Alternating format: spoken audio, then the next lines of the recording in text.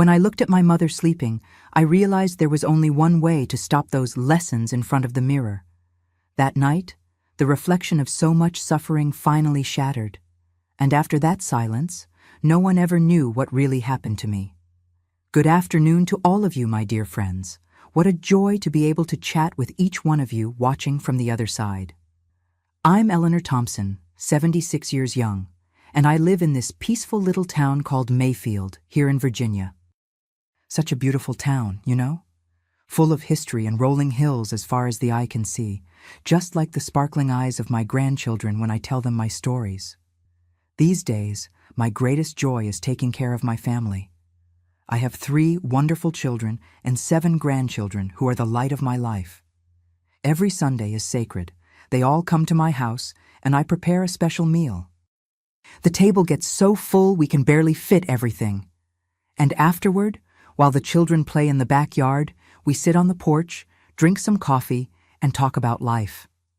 It's during these moments that my heart feels so warm, you know? This tradition began shortly after my Harold, God rest his soul, left this world. It's been about 12 years now. In the beginning, loneliness hit hard. The house felt so empty that I could hear even the ticking of the living room clock echoing. It was my oldest daughter, Clara, who had the idea. "Mom, Sunday is your day now. We'll all come have lunch at your place." And so it was. First just her with the kids, then my other 2 children started coming too, and it became our sacred moment.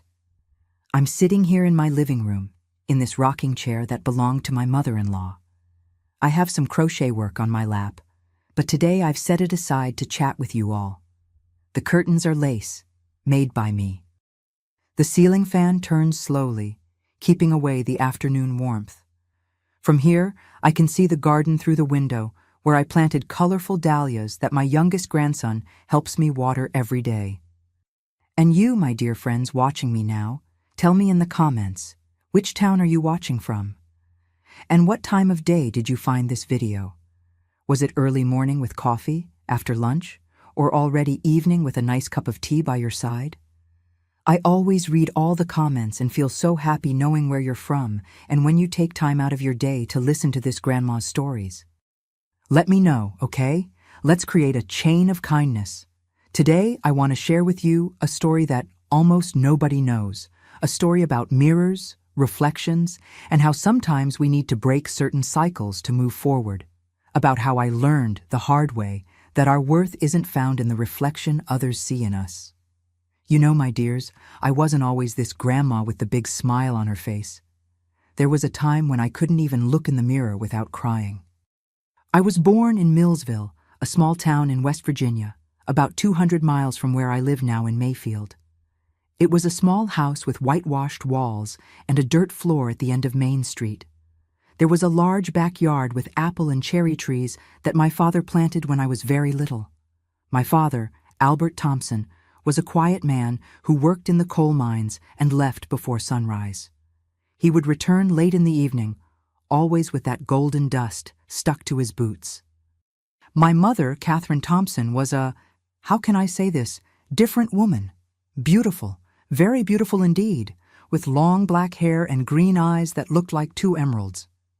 But she had a strange way of looking at people, as if she was always judging. She hardly ever received visitors at home. She would say that the women in town were too jealous, and that the men were all no good. She would spend hours and hours in front of the large mirror in their bedroom. It was an antique mirror with a carved wooden frame that had belonged to her mother. "The only treasure I have," she would say. My family was small. I only had one brother, John, who was 2 years older than me. He left home early, at 16, went to work in Pittsburgh, and never really came back. He would send a letter now and then call on important dates. Today, he's gone. Poor thing, had a heart problem about 15 years ago. The routine in my childhood was simple. Wake up early, help my mother fetch water from the well, sweep the yard, feed the chickens. Then I'd go to the local school, which was about a 20-minute walk away. I remember the teachers, especially Mrs. Jackson, who had the patience to teach me to read, even when I couldn't quite understand the letters. I was a shy, quiet girl. I liked to stay in the corner, drawing or making up stories with the cloth dolls my Grandma Judith made for me. The games from that time were so different from today, weren't they? We played hopscotch on the dirt ground, jacks with colorful stones we collected from the creek, hide and seek between the fruit trees. My best friend was Irene, daughter of the washerwoman who lived near the creek. We would make pretend meals with leaves and mud. Oh, how I miss that time of innocence. Sometimes we would go to Millsville Creek, take off our shoes, and dip our feet in the cool water while telling ghost stories to each other. But at home, things were different. When my father wasn't around, and he was almost never around, my mother changed. It was as if she became another person. Her eyes would get darker, her voice lower, colder. "Eleanor, come here," she would call, and I would already feel that chill in my stomach, that urge to run, to hide. I think it all started when I was about 6 or 7 years old. My mother would always say that I could have been pretty if I weren't so plain. She said I had taken after the bland features of my father's family, that my hair was lifeless, that my nose was too big for my face, that I walked crooked, spoke incorrectly, laughed too loudly. Everything about me seemed to bother her. In our house, as I said, there was that large mirror in my parents' bedroom. It was a mirror that had been in her family, a relic that my mother cared for more than anything else. She cleaned it every day with a soft cloth and alcohol. Nobody could touch it or even go near it. But when she was angry with me, when I did something that didn't please her, and almost everything I did didn't please her, she would take me in front of that mirror. It was a kind of, how can I say, ritual. "Come see what you are," she would say, dragging my little arm forcefully. And she would place me in front of that huge mirror, force me to look. "Do you see that girl there? She's ugly when she cries. She gets even uglier." And she would pinch my little arms, pull my hair, all while forcing me to look. "Now smile, smile. It's still ugly. You can't even smile properly." At school, the teachers noticed I was different. "That girl is very quiet," they would say. Back then, no one talked about bullying, psychological abuse, those things. It was all normal, you know? It was just her mother's way. She's demanding. My third-grade teacher, Mrs. Ellis, was the only one who seemed to notice something was wrong. Occasionally, she would call me after class, give me a piece of cornbread, and ask if everything was okay at home. I always said yes, of course. What else could I say? And that's how my childhood passed, between the terror of that mirror and the search for hiding places.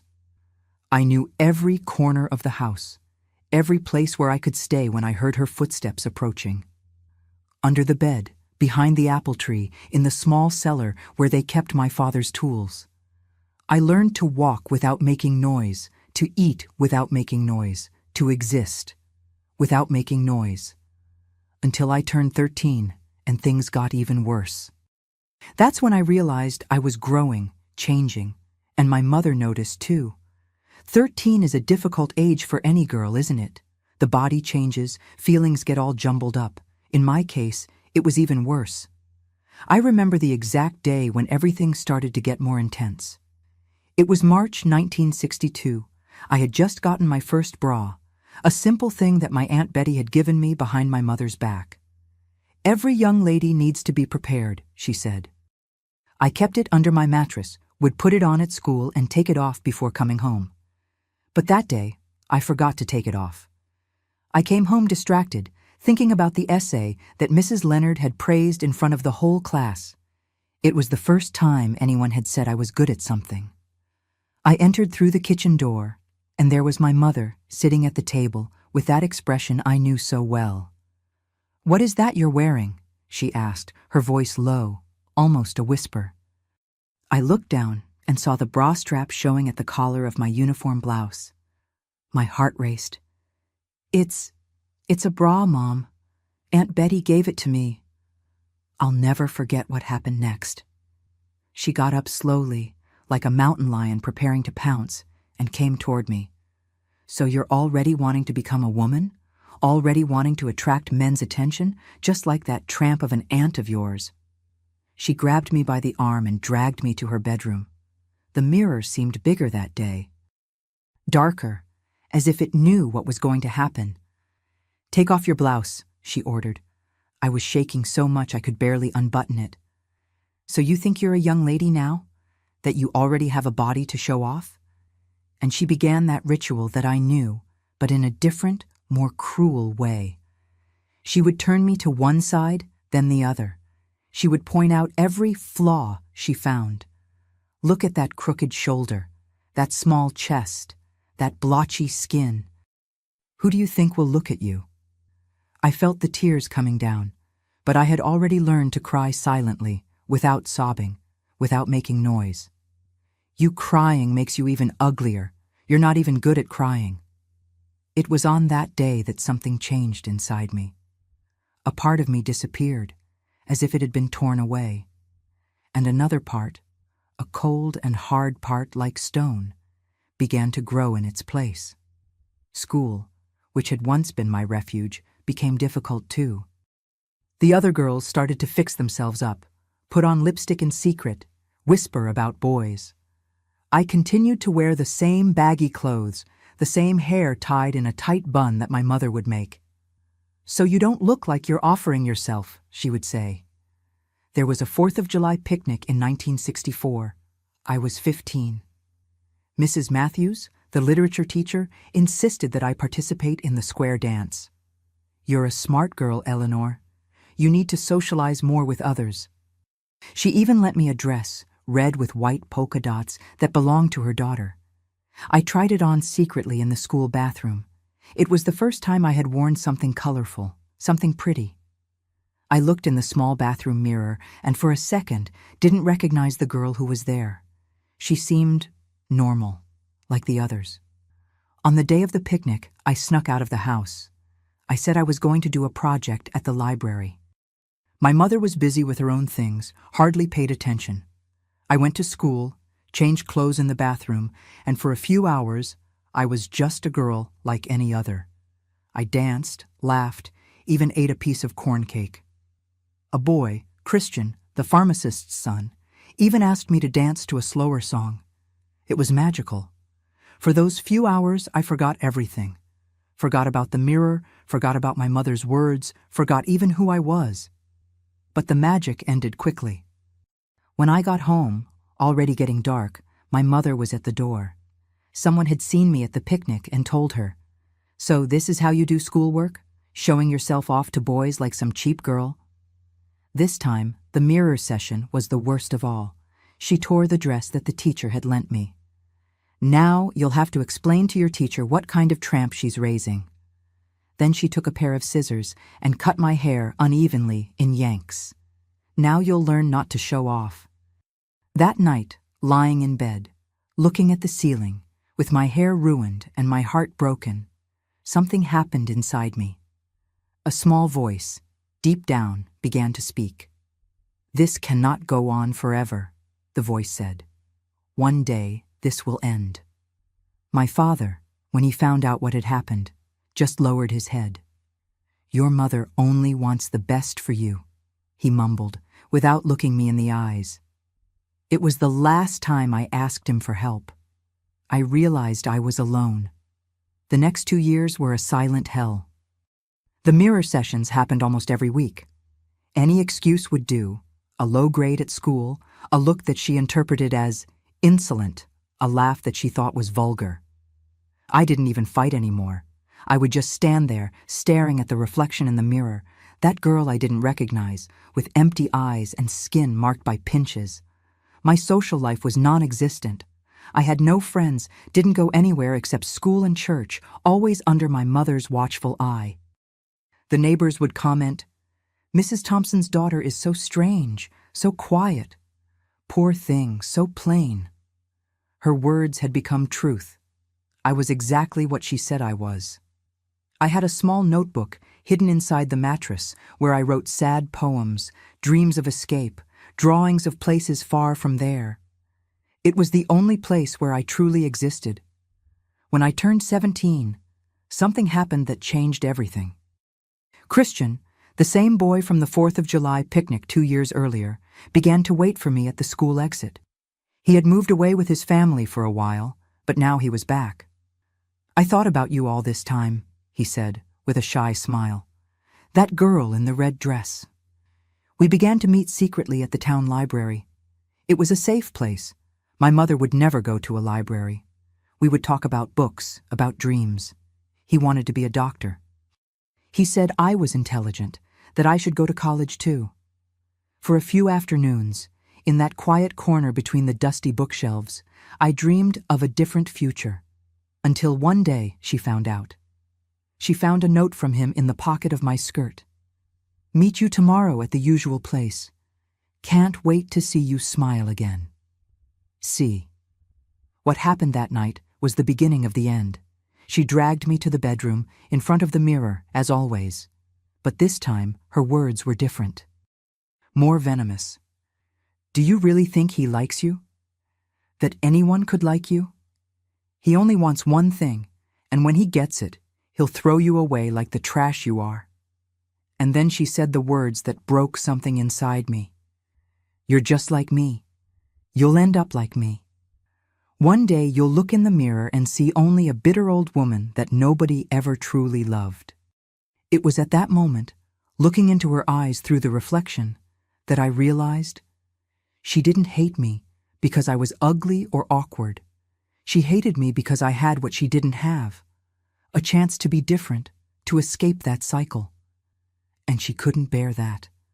After that night, things changed in a way I never imagined they could change.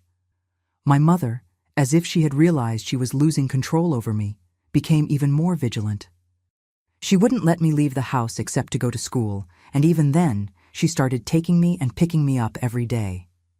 "To make sure you don't meet with that boy," she would say. She went to school and talked to the principal, Mrs. Larson. She said I was having inappropriate behavior and asked that they change my classroom away from Christian. The principal, of course, granted her request. In those days, parents' words were law. She also asked that I no longer visit the town library. "Books fill the head with nonsense," she told the principal in front of me. "She already has too many ideas." At home, the mirror continued to be my daily tormentor. But now my mother had a new discourse. "You think that boy would want someone like you? Look at this lifeless hair. Look at this spotted skin." She would grab my chin forcefully, turn my face from one side to the other. "He was just playing with you, testing to see how far you would let him go." The worst wasn't the pinches or the occasional slaps. It was that voice, those words that entered like needles and stayed there, pricking from within. It was seeing in her eyes, through the reflection, a sick satisfaction at seeing me diminished, as if my pain fed something inside her. My father, at this time, was already sick. Black lung disease, common among coal miners, had begun to affect his lungs. He spent most of his time sitting on the porch, looking at the horizon and coughing into that handkerchief that was always stained with blood. When I tried to tell him what was happening, he just shook his head. "Your mother had a difficult life, child. She just wants to protect you." But his eyes said something else. They said he knew, and that he couldn't or wouldn't do anything about it. The mirror sessions became longer, more elaborate. Sometimes they would last hours. She would make me try on her old clothes, would put on bright red lipstick, deliberately applied beyond the limits of my lips, and would laugh. "See? This is what men will think of you if you continue offering yourself. A clown. A ridiculous thing." Christian tried to reach me a few times. He sent messages through classmates, even appeared at my house once. My mother received him with such coldness, with such harsh words, that he never came back. Afterward, she made me sit in front of the mirror again. "See how easily he gave up? That's because what he said was worth nothing. No man is worth anything." I began to wither away. I wasn't hungry, didn't sleep well. I lived in a constant state of alert, always waiting for the next attack, the next humiliation session. My grades at school, which had always been good, began to fall. The teachers noticed the change, of course, but nobody did anything. Problems at home, they would say among themselves. Teenage stuff. The only person who still tried to help me was Mrs. Matthews. She called me after class one day. "Eleanor, what's happening? You were one of the best students." I started crying right there in the empty classroom. She hugged me, and it was the first time in years that I felt a gentle touch. I told her a bit of what was happening. Not everything, but enough. She listened in silence, her eyes getting sadder and sadder. When I finished, she held my hands. "This is not normal, Eleanor. It's not right. Your mother, she needs help." Then she offered me a way out. "I have a sister in Richmond. She can take you in for a while until you finish your studies. I can help you go there." For a brief moment, I felt a hope so strong that it almost suffocated me. But then I remembered reality. "My mother will never let me," I said, the tears drying on my face. "She'll find me, bring me back, and then—" I didn't need to finish the sentence. Mrs. Matthews understood. "Think about it," she said. "The offer stands. You deserve a better life than this." That conversation lit a small flame inside me, a possibility I hadn't seen before. There was a world out there. There were good people. There was a chance. But when I got home that day, my father was having a severe attack, coughing up blood, unable to breathe properly. The neighbor, Mrs. Evans, had called the doctor. Dr. Wilson, a serious man with thick glasses, examined my father right there in the living room. "He needs to go to the hospital in Pittsburgh," he said. "The condition is advanced." My mother, who normally showed no emotion whatsoever, seemed to be in panic. "And how are we going to pay for that? You know we don't have money." It was at that moment that I realized something I had never understood before. My mother, despite everything, loved my father, in her twisted way, but she loved him. She spent the entire night sitting by his bed, holding his hand, murmuring words I couldn't hear. The next morning, my father passed away. Quietly, during his sleep, as he had lived his entire life.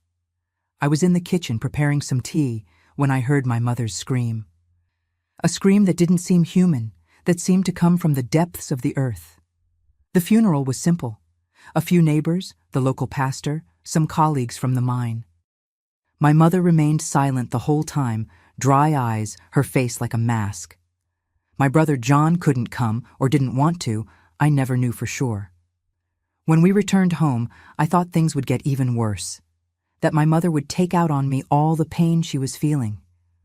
But, to my surprise, she locked herself in her room and didn't come out for 3 days. She only accepted the food I left at the door, and even then, barely touched it. On the 4th day, when she finally came out, she seemed like another person. Older, thinner, more empty. She sat at the kitchen table and looked at me as if she saw me for the first time. "You have his eyes," she said, almost in a whisper. It wasn't an accusation, nor a compliment. It was just a statement. For a few weeks we had a silent truce. She hardly spoke, spent most of her time sitting in the rocking chair on the porch, staring into nothingness. The mirror sessions stopped. I began to breathe a little more relieved. Maybe, I thought, my father's death had broken that sick cycle. Until a letter arrived. From the bank, informing about the small pension that my father was entitled to because of the occupational disease. It wasn't much, but it was guaranteed money every month. And there was also the matter of the house. My father had managed to buy it years ago. It was ours. It was as if a switch had been turned on inside my mother. That same night she came to my room.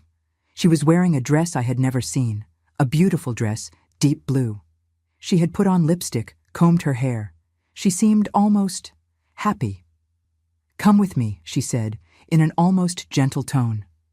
I followed her to her room, with a knot in my stomach. The mirror was still there, imposing, silent.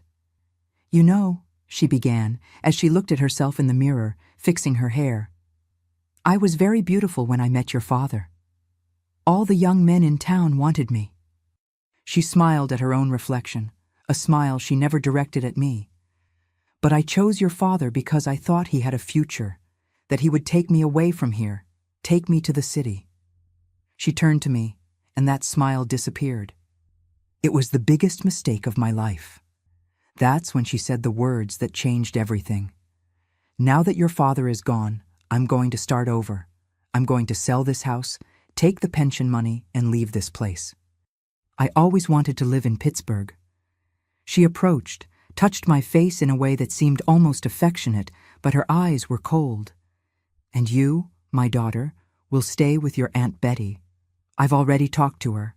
It's better this way. I was never good as a mother anyway. At that moment, a mix of emotions flooded me. Relief that she was leaving, fear of abandonment, anger that she was simply discarding me like this. But above all, a strange feeling that something was wrong. The house was Dad's, I said, surprised by my own courage. Half of it is mine by right. Her face changed in an instant. The mask fell. You ungrateful girl, she hissed between her teeth. After everything I did for you, I raised you practically alone. Your father was never here. And now you want to steal the little I'm entitled to? And then began the worst mirror session of all.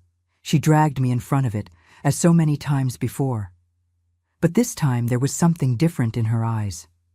Something that went beyond the usual cruelty. There was desperation. Look at you, she screamed, holding my arm so tightly that it left purple marks. You think you can survive on your own? You think anyone will want you?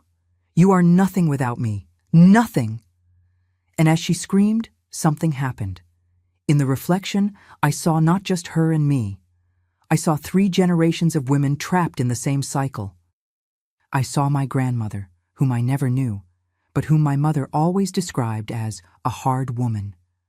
I saw my mother, consumed by bitterness and frustration, and I saw myself, about to become like them. It was at that moment, looking at our intertwined reflections in that old mirror, that I made my decision. That cycle had to end, and there was only one way to end it. That night, after the mirror session, I couldn't sleep. I lay looking at the ceiling of my room, feeling every muscle in my body ache, not just from the new bruises, but from years of accumulated pain. Her words echoed in my head. You are nothing without me. Nothing. Through the crack in the door, I saw when she left the house. It was almost midnight. She had put on a nice dress, applied perfume. She got into Sam's car, a widowed merchant who lived on the other side of town. They would go out together occasionally, always in secret, always at night. When I heard the car moving away, I got up. My legs were shaking. I went to her room, turned on the light. The mirror was there, as it had always been, large and silent, keeping all the secrets of that house. I won't be like her, I told my reflection. I won't continue this cycle. I opened her wardrobe. At the bottom, under some boxes, I found what I was looking for, the bank passbook, where my father's pension was registered. I also found a small wooden box, where she kept the jewelry she rarely wore. There weren't many, nor very valuable, but they were something. I took the passbook and the jewelry. It wasn't stealing, I told myself. It was my inheritance. It was what my father would have wanted me to have. I went back to my room and packed a bundle with my few clothes, the little notebook of poetry, a photo of my father that I kept hidden. It wasn't much, but it was all I had. When I was almost finished, I heard the car coming back. My heart froze. It was too early. Normally, she only returned at dawn. I heard raised voices, her and Sam arguing. You promised you would help me with the money, she shouted. You said that when the old man died. Shut up, Catherine, he replied. The neighbors will hear. I didn't promise anything. You misunderstood. The door slammed hard. I heard her footsteps entering the house, heavy, irregular. She had been drinking. You could tell by the way she dragged her feet. I hid the bundle under the bed and pretended I was sleeping. She went straight past my room, slamming her bedroom door so hard the whole house shook. For another hour, I lay in bed, waiting, listening. The sounds decreased. First, she cried, then cursed, then silence. When I was sure she had fallen asleep, I took my bundle and left the room on tiptoe. The house was dark, silent. I knew every board that creaked, every corner where the moonlight came through the cracks. But before leaving, I needed to do one thing, one last thing. I opened the door to her room slowly, without making noise. The moonlight came through the window, illuminating the bed where she slept. Her black hair spread on the pillow, her face finally at peace, without that constant expression of hatred. She seemed almost vulnerable. For a moment, I hesitated. She was my mother, after all, the only family I had now. But then I remembered all the times in front of the mirror, all the cruel words, all the years of humiliation. She moved in the bed, mumbled something. I froze, not breathing. But she just turned to the other side and continued sleeping. It was at this moment that I realized she had taken the pills, the sleeping pills that the doctor had prescribed after my father's death. The empty bottle was on the nightstand. She won't wake up so soon, I thought. It was my chance. I looked around the room. The mirror seemed to be watching me, reflecting the silver light of the moon, the same mirror that had witnessed my destruction for so many years. I approached it, looking at my own reflection. I was no longer that scared little girl. I was a woman now, a woman with a decision to make. My eyes fell on the heavy pillow, the one that was on the chair, the goose feather one that had been my grandmother's. My mother only used it on special occasions. She said it was too fine for everyday use. I picked up the pillow, feeling its weight in my hands. I looked at my mother sleeping, then at the pillow, then at the mirror. And it was as if the mirror showed me not only the present, but the past and the future too. I saw all those generations of bitter women. I saw my mother destroying me, as her mother probably destroyed her. I saw myself becoming like her if I stayed there. This has to end, I murmured to my reflection. The cycle needs to be broken. I approached the bed slowly, the heavy pillow in my hands, my heart beating so hard I thought it would explode in my chest. But then, at the last moment, I stopped. I couldn't do this. It wasn't who I was. It wasn't who I wanted to be. Slowly, I put the pillow back on the chair. I looked at my mother one last time. She seemed so at peace. Perhaps in her dreams, she was happy. Perhaps, in her dreams, she was the mother she never managed to be when awake. "Goodbye, Mom," I whispered. I left the room without looking back. But before leaving the house, I went to the living room. The large, antique mirror was there, leaning against the wall. My mother had begun to move it, preparing for the move she was planning. I looked at it one last time. The same mirror that had reflected so many tears, so much humiliation, so much pain. In the fireplace, some embers remained from the fire my mother had lit earlier to ward off the night's chill. I picked up one of the half-burned logs. "This cycle ends here," I told the mirror. And in a quick movement, I hit the log against the glass. The noise was deafening in the night's silence. The mirror shattered, shards reflecting the moonlight throughout the room like fallen stars on the floor. Each piece showed a different, fragmented reflection. Broken. I remained paralyzed for a moment, expecting to hear my mother's footsteps, her scream of fury. But nothing came. The pills kept her in a deep sleep. I took my bundle and left through the front door, not caring about the noise. The street was deserted. The town was asleep. The night air was cold, cutting. But it was also free. I walked to the bus station. It was closed at that hour, of course. I sat on a wooden bench outside, hugging my bundle, waiting for dawn. I was scared, but also determined. When the first lights of day began to appear on the horizon, I heard the sound of an engine. It was the bus that made the route to Richmond. The driver, an older gentleman with gray hair named George, recognized me. "So early on the street, young lady?" he asked, surprised. "I'm going to Richmond," I replied, my voice firmer than I expected. "To visit an aunt." He looked at my bundle, at my face marked by tears. I think he understood more than I said. "Get on," he said in a gentle tone. "First trip of the day. There's almost nobody yet." I got on the bus, sat right at the back. When the engine roared and we began to move away, I looked out the window. Millsville was being left behind, its colorful houses diminishing in the distance. It was the last time I saw my hometown. The last time I saw my mother. The last time I was Eleanor Thompson.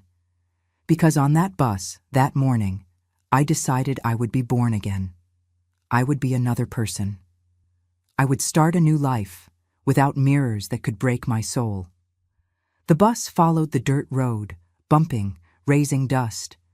Inside it, a 17-year-old girl was leaving behind not just a town, but an entire life of pain. And ahead, although she didn't know it yet, was a different future. A future that she herself would build, without distorted reflections to tell her who she was or how much she was worth. The mirror was broken. The cycle interrupted. And for the first time in many years, I breathed without fear. I arrived in Richmond with the sun already high in the sky. I had never left Millsville before, and that city, with its steep hills and old mansions, seemed like something out of a dream. It was like being in another world, in another time. I got off the bus, clutching my bundle to my chest. The driver, Mr. George, gave me a pat on the shoulder. "Good luck, young lady," he said, with a gentle smile. It was the first time someone had wished me luck in my entire life. I had Mrs. Matthews's sister's address written on a small piece of paper. Oak Street, number 84, near St. Paul's Episcopal Church. I asked a lady who was selling candy in the square, and she pointed me in the right direction. I walked through those cobblestone streets, looking in wonder at the historic churches, at the university students passing by, chatting animatedly. It was as if I had left a prison and entered a world full of possibilities. When I finally found the house, I hesitated before knocking. What if Mrs. Matthews's sister wouldn't accept me? What if my mother had already woken up, discovered my escape, and was after me? What if? But before I could finish thinking, the door opened. A woman of about 45, with the same kind eyes as Mrs. Matthews, was standing there. "You must be Eleanor," she said. "My sister called me last night. She was worried about you." Her name was Sarah, and she was as different from my mother as day is from night. A widow, she lived alone in that big house, gave piano lessons to the neighborhood children.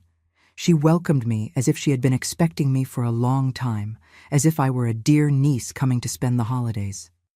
"I'll show you your room," she said, taking my bundle. "Then you can tell me what happened if you want to, or not tell if you prefer. Sometimes it's best to leave certain stories behind." The room was small but cozy, with a window that overlooked a yard full of rose bushes. It had a real bed, with a crocheted bedspread, a dressing table with a mirror. Yes, another mirror. But this one seemed different, somehow gentler. And a bookshelf. "They're from the time I taught literature at the high school," Sarah explained, seeing my curious look at the books. "You can take any of them to read. Now come, let's eat something. You must be hungry after your journey." On that first day, I ate more than I had in weeks. Sarah didn't ask questions, just served more food, smiled when I complimented the flavor, talked about the city, about the traditional festivals, about her piano students. At night, lying in that strange but comfortable bed, I cried. I cried for everything I had left behind, for the father I lost, for the mother I never really had, for the stolen childhood. But I also cried from relief, from gratitude, from the timid hope that was beginning to be born. The next morning, Sarah knocked on the door. "There's a call for you," she said. My heart froze. Would it be my mother? But how would she know where I was? It was Mrs. Matthews. "Thank God you arrived safely," she said, her voice choked with emotion. I'm calling from Mrs. Zenaid's house, so no one gets suspicious." She paused. "Your mother is telling everyone that you ran away with a boy, that you're ungrateful, that you left her alone after your father's death." I wasn't surprised. It was exactly what I expected from her. "What should I do now?" I asked.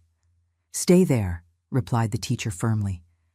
"My sister has already spoken with the principal of the state high school. You can finish your studies there. Afterward you decide." During the first months in Richmond, I lived in fear. Each time I heard a knock on the door, I thought it was my mother coming to get me. Each time I saw a familiar face on the street, I would hide. But gradually, the fear diminished. Sarah became more than a host. She became a friend, a mentor. She encouraged me to study, to read, to dream. "You can be whoever you want," she would always say. "Your past doesn't define your future." It was she who suggested the name change. "If you really want to leave everything behind, maybe it's better to use another name," she said one day while we were having coffee. "Not officially, of course, that would be complicated, but for the people here." And so, Eleanor Thompson died, and Elizabeth Miller was born. Elizabeth was the name of Sarah's mother, and Miller, well, it was a surname I chose from a book I was reading. I liked the sound, Elizabeth Miller. It sounded like someone confident, someone with a future. Life in Richmond was so different. At the new school, nobody knew about my past. Nobody looked at me as Mrs. Thompson's strange daughter. I was just Elizabeth, the new student, the piano teacher's niece. Gradually, I made friends. Real friends. I finished high school with good grades. I wanted to continue studying, go to college, but I knew I needed to work too.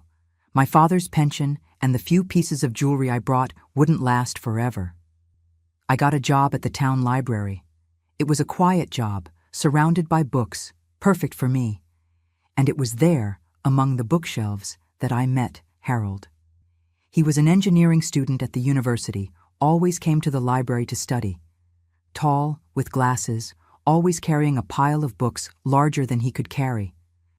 In the beginning, we barely exchanged words. I was too shy, too marked by the past, to believe that someone could be interested in me. But Harold was persistent. He began to ask for my help to find specific books. Then he started to bring me small gifts. A handmade bookmark, a chocolate, a flower picked on the way. Gradually, I lowered my guard. On our first official date, he took me for coffee at Capitol Square. I was so nervous that I spilled half the drink on my blouse. Instead of mocking me, as my mother would have done, Harold just smiled. "Now we have a story to tell in the future," he said. That phrase, "in the future," gave me butterflies in my stomach. For the first time, I began to imagine that I could have a future with someone. We dated for 2 years. Harold knew there was something in my past that I didn't talk about, but he never pressured me. "When you're ready," he would say, "if you ever are, I'll be here to listen." It was after he proposed to me that I finally told him. Not everything, not the darkest details, but enough.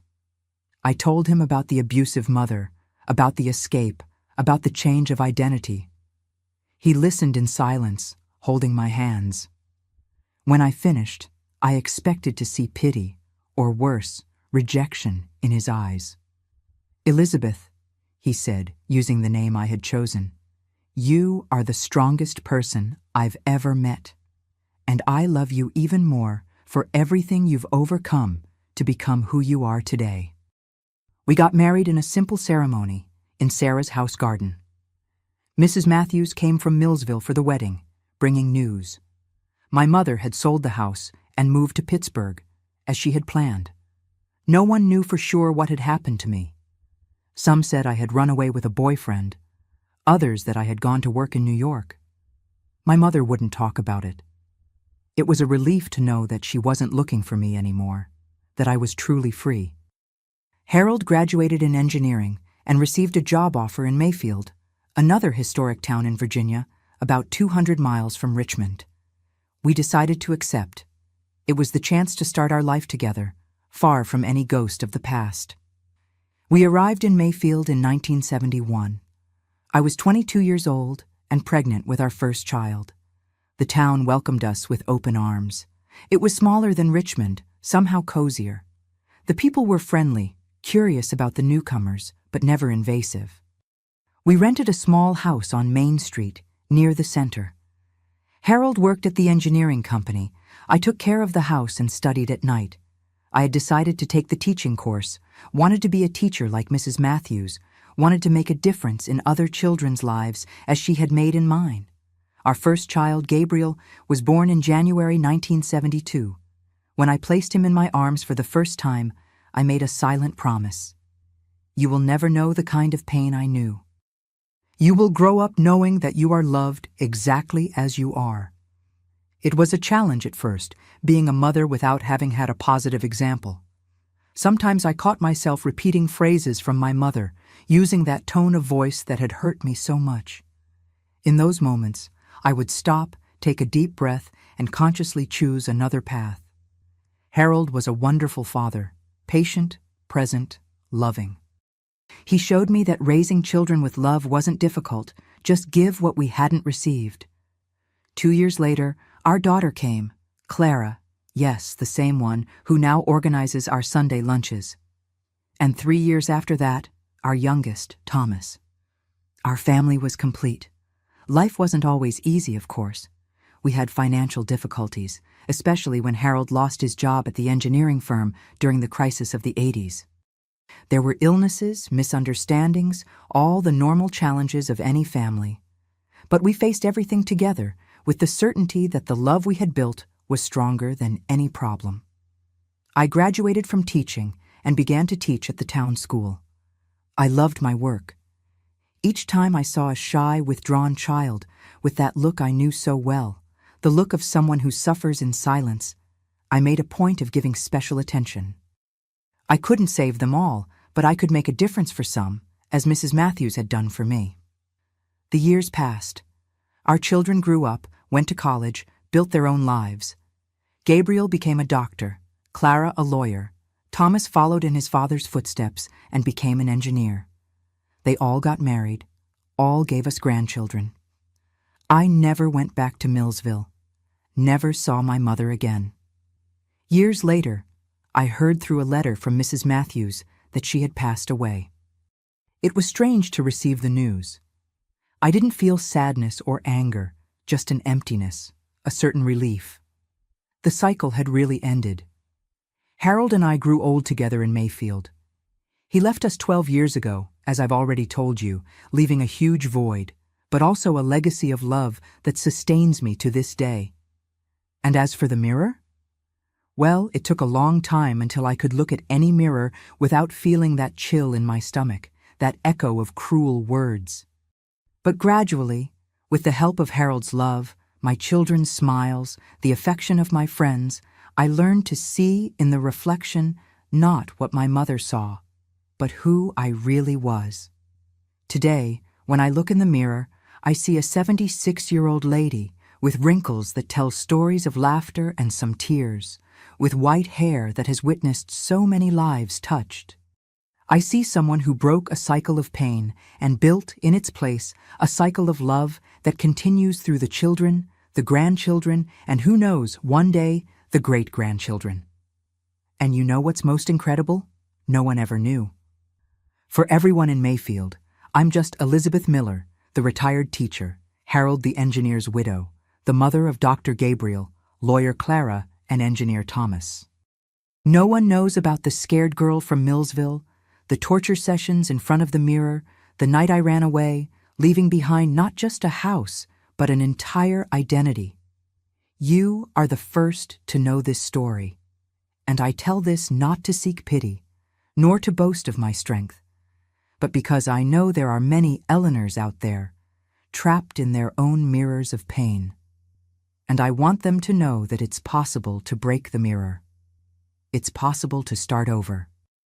It's possible to transform the reflection of pain into a reflection of love. Today my life is full of small joys. I wake up early, around 5:30 in the morning. It's an old habit from when I still taught. Even retired for almost 15 years, I couldn't change this habit. And also, is there anything more beautiful than seeing the sunrise in Mayfield? The first lights touching the stones of the sidewalks, the roofs of the centennial churches, it's breathtaking. My breakfast is simple. A homemade biscuit that I make on the weekend and freeze, freshly brewed coffee, sometimes a slice of cheddar that my neighbor Jack brings from his farm. I eat on the back porch, where I can see the yard with the rose bushes I planted, just like the ones that Sarah had in Richmond. It's my moment to talk to God, to be thankful for another day. Then, I take my walk to the square. My doctor, Dr. Stephen, insists that I need to move. Mrs. Miller, movement is life, he always says. And I obey, more for the pleasure of seeing the town waking up than for health, I confess. In the square, I meet my friends, Gladys, Marjorie, and Edith. We sit on the same bench as always, under the old oak tree, and catch up. We talk about our children, our grandchildren, comment on the town news, which aren't many, truth be told. Sometimes we remember the old days, when our husbands were alive and the town had those dances at the Mayfield Club. Good times those were, but today is good too, just different. I return home before the sun gets too hot. I take care of my plants, tidy up the house. I don't like to leave anything out of place. Prepare lunch. If it's a normal weekday, I have lunch alone, watching the news on the small television I have in the kitchen. On Tuesdays and Thursdays, my granddaughter Amy comes to have lunch with me. She studies architecture at the local college and has classes only in the afternoon on those days. It's a special time, just the two of us. She tells me about her projects, her friends, sometimes even about her little romances, and I listen, give some advice when she asks, but mostly just enjoy seeing this beautiful and intelligent young woman discovering herself in the world. In the afternoons, I read a lot. I have a shelf full of books that I've collected throughout my life. Some were gifts from Harold, others I bought with my own money when I started working. I especially like historical novels and biographies of strong women. I also read the magazines that my daughter Clara brings me when she goes to Richmond on business. 3 times a week, I go to the community center in the neighborhood. I volunteer in a project that helps children with difficulties at school. I teach basic math and English. The children call me Grandma Elizabeth, and that fills my heart with joy. When I see those little eyes shining as they understand a division or manage to read a difficult word, I feel that I am giving back to the world a little of the good I received from Mrs. Matthews and Sarah so many years ago. My children take turns visiting me during the week. Gabriel, my oldest, stops by on Mondays after his clinic. He's a very respected cardiologist in the region. He looks so much like his father, not just physically, but in his calm manner, his gentle gaze. He's married to Amanda, who is a nurse, and gave me 3 grandchildren: Peter, who is already in medical school, Caroline, who is finishing high school, and little Michael, who is 12, the joy of the house. Clara, my middle child, comes on Wednesdays. She's a lawyer, works a lot, but always finds time to have coffee with me in the late afternoon. She's a determined, strong woman, but with a huge heart. She married Robert, a university professor, and has 2 children, Amy, whom I've already mentioned, and Luke, who studies law in Richmond. My youngest, Thomas, lives a bit further away, in Lexington, where he works as an engineer in a large company. But he comes with his family every 2 weeks, always on Saturdays. He's married to Deborah, a teacher like I was, and has twin children, Matthew and Mary, who are 15, the image of their grandfather when he was young. And so, between the children and the 7 grandchildren, my week is filled with visits, calls, messages on the cell phone. Yes, I learned to use it, even though I found it complicated at first. But the most special moment is Sunday. As I told you at the beginning, that's when everyone comes to have lunch here. The house gets small for so many people, but I wouldn't trade this noise for anything in this world. Seeing my children talking, my grandchildren playing or discussing music or games, smelling the food we prepare together, hearing the laughter. It's in these moments that I'm sure it was worth it, that all the pain of the past has been transformed into something beautiful. Of course, not everything is rosy. I have my joint pains, especially when the weather changes. I miss Harold every day, especially at night, when the house gets quiet. Sometimes I worry about the future, about health that isn't the same anymore, about the fear of becoming a burden to my children. And yes, I still have occasional nightmares. I still wake up sometimes with my heart racing, thinking I'm back in that room, in front of that mirror. But they're increasingly rare, and when they happen, I don't sink into fear. I get up, drink a glass of water, go to the living room, and look at the photos of my family on the wall. Those smiles remind me that the past is behind me, that I won. I have a small mirror on the dressing table in my bedroom. For many years, I avoided looking directly at it. Today, I can look at myself without fear. I see the wrinkles that time has drawn, the white hair that I haven't dyed for some years.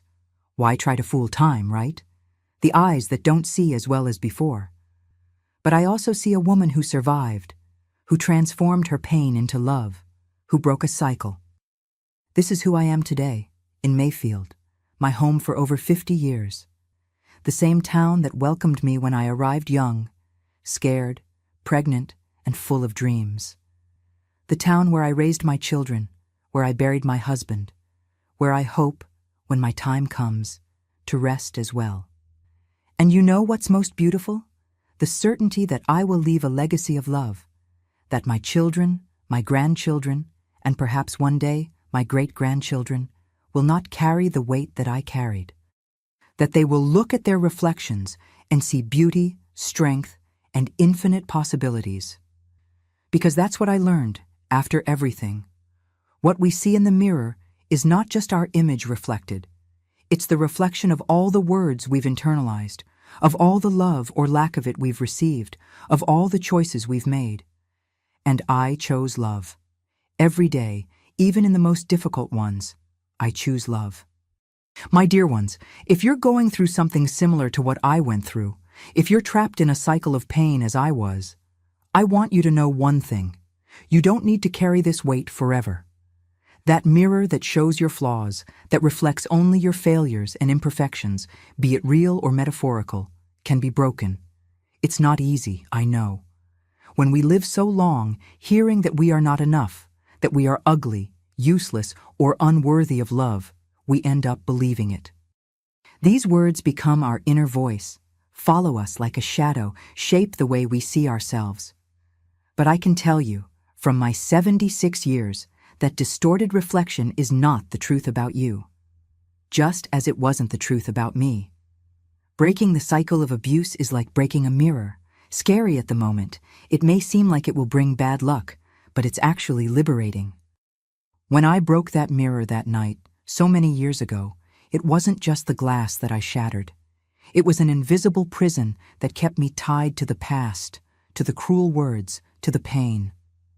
The secret I discovered is that we can choose our own mirrors. We can choose the people who reflect back to us not just our appearance, but our essence, our worth, our capacity to love and be loved. For me, those mirrors were Sarah, Harold, my children, my students, my grandchildren.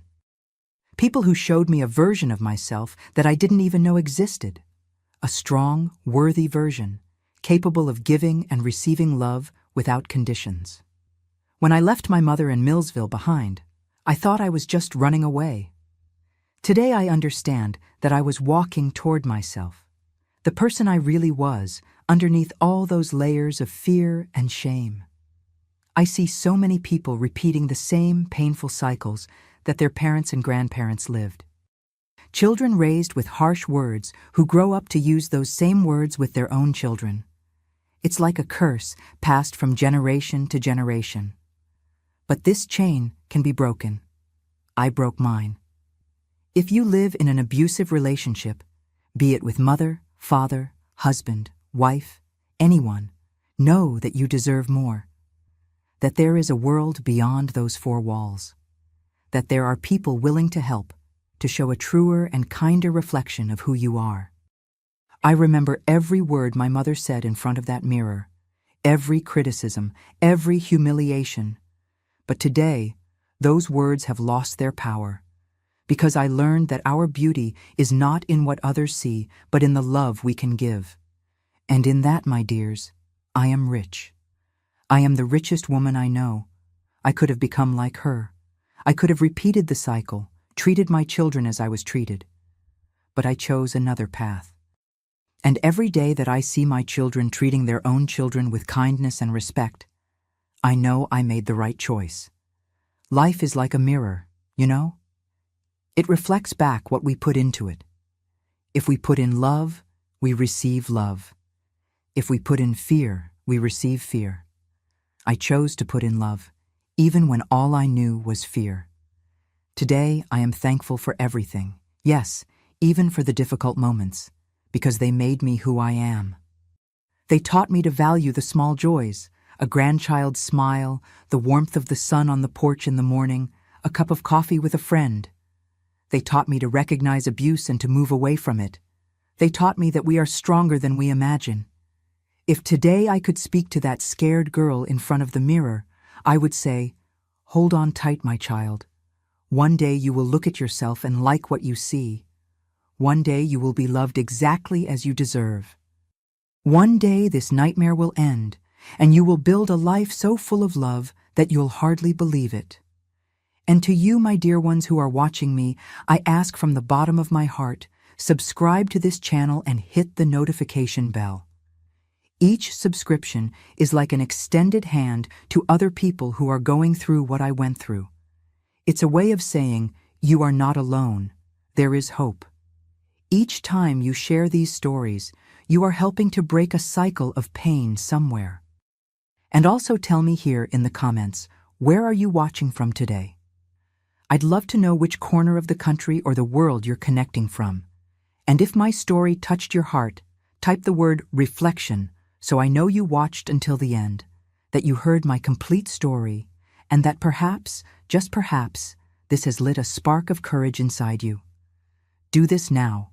Don't wait even one more minute, because life is too short to live trapped in mirrors that don't show who we really are. The time to break that mirror, my dear, is now. When I discovered my own granddaughter had killed my husband, I swore she would pay in blood. In the video, she laughed while he burned alive.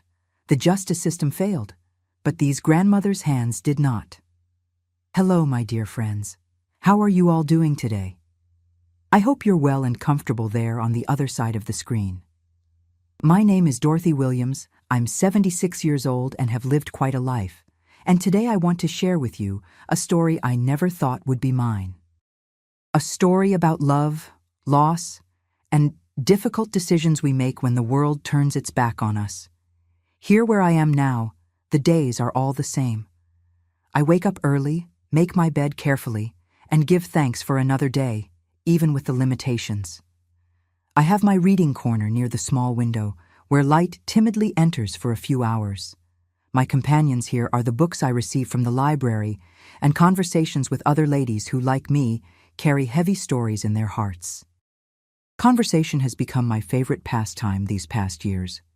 It's funny how we value words when they're one of the few luxuries we have left. Before, I spoke little. I was more of a listener. Now, each conversation is a treasure. Each story exchanged is a small freedom that no one can take away from me. I truly began to appreciate the value of a good conversation after I lost everything. Before, I was always busy with my needlework, with the garden I kept in the backyard, with Sunday family dinners. Now, my wrinkled hands no longer embroider. They just intertwine while I listen to the stories of other ladies and share mine during permitted hours. The space where I stay is simple. A narrow bed, a small table, a chair. On the wall, I have just one old photograph, yellowed with time, me and my Charles, on our 40th wedding anniversary. It was the last photo we took together. His kind eyes, the calloused hands of a carpenter holding mine. Sometimes I spend hours looking at it, remembering every wrinkle on his face, every discreet smile he gave when he thought I wasn't looking. Before continuing my story, I'd like to ask a little favor from you all. If this is the first video of mine you're watching, please give it a like and subscribe to the channel. It's very important so more people can hear stories like mine. And you, my dears, who are watching me now, tell me in the comments, what town are you watching from? And what time of day did you find this video? Early morning with coffee, after lunch, or already in the evening? I always read all the comments, and I'm so happy to know where you're from and when you take a little time out of your day to listen to this grandma's stories. Let me know, okay? Let's create a chain of kindness. What I'm going to tell today isn't easy, neither for me who lived it, nor for you who will hear it. It's a story about how love can be so strong that sometimes it transforms into something we don't even recognize anymore. About how, when we lose someone we love in a cruel way, something inside us can change forever. It all started many years ago, when I was just a young girl full of dreams. When I met my Charles and thought we would have a simple but happy life, I never imagined that one day I would be here, looking back and trying to understand how blood ties can sometimes be the most dangerous. How someone from our own family can bring darkness into our home. I've been told I should regret it, that I should beg for forgiveness every day. But how can you regret protecting those you love? How can you ask forgiveness for doing what no one else had the courage to do? These are questions that accompany me during the long nights, as I look at the ceiling and remember Charles's face, the warmth of his hand in mine, and how everything changed on that fateful day. But to understand how I got here, I need to go way back. I need to tell you about my childhood, about how I was raised, and how I learned early on that family is the most precious thing we have. I was born in a simple house in rural Virginia, daughter of Joseph and Martha. My father worked the fields, one of those men with calloused hands and a soft heart. My mother was a seamstress, making dresses for the ladies in the region. We were a simple family, but we never lacked what mattered most, love and respect for one another. I had two older brothers, Ben and Jack, who from an early age helped Dad with the farm work. Our house was small, but cozy.